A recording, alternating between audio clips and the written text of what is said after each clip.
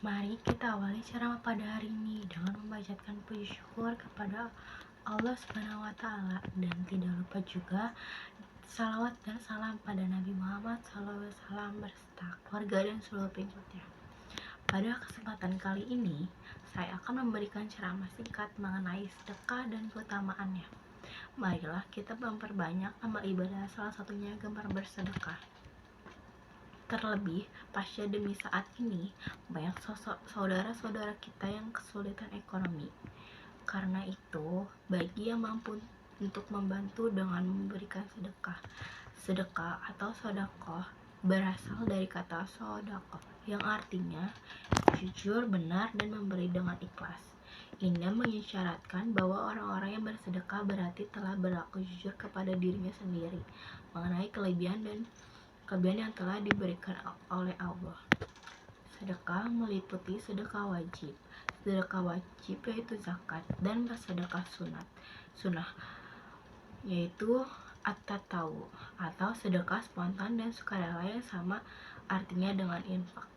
Allah Subhanahu wa Ta'ala berfirman, sesungguhnya orang-orang membenarkan, baik laki-laki maupun perempuan, yang meminjamkan kepada Allah pinjaman yang baik, niscaya akan dilipat gandakan kepada mereka dan bagi mereka pahala yang banyak.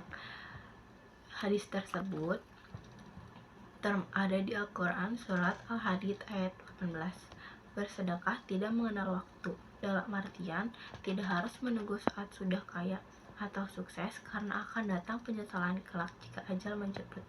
Dalam Al-Quran surat Allah Subhanahu wa Ta'ala berfirman, dan belanjakanlah sebagai dari apa yang telah kami berikan kepadamu sebelum datang kematian kepada salah seorang di antara kamu.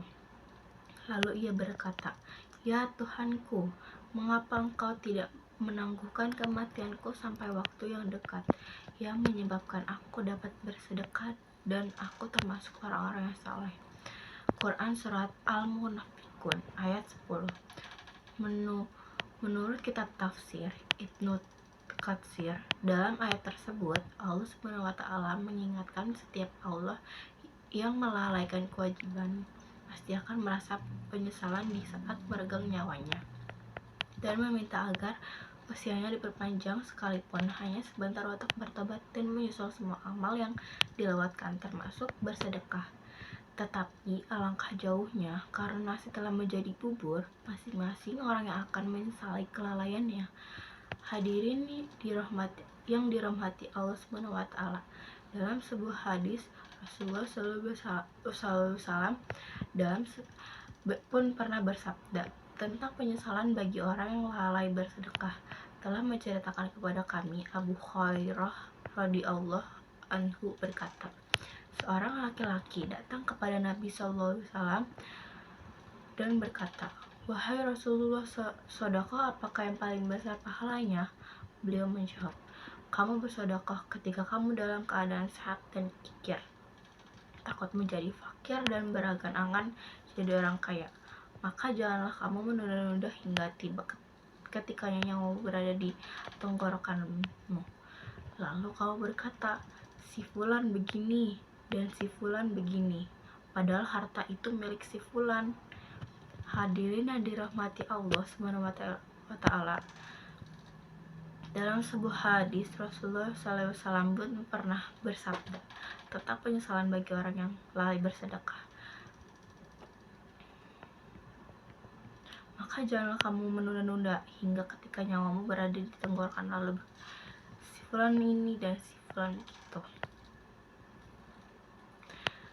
Aku mendengar hadis Harits bin Wahab berkata, aku mendengar Nabi SAW bersabda, bersodakahlah karena nanti akan datang kepada kalian suatu zaman yang ketika itu seorang berkeliling dengan membawa sedekahnya, namun dia tidak mendapatkan seorang pun yang menerimanya.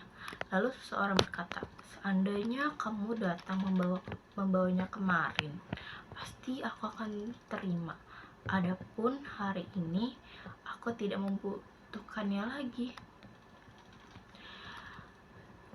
Hadirin yang dirahmati Allah Subhanahu wa taala, dari hadis yang saya sampaikan mengajarkan bahwa muslim sudah semestinya selalu bersedekah sesuai dengan kemampuan yang dimilikinya, baik di kala lapang maupun sempit. Sedekah memiliki banyak keutamaan, diantaranya mencegah kematian buruk, meredam murka Allah, dan menutup pintu keburukan.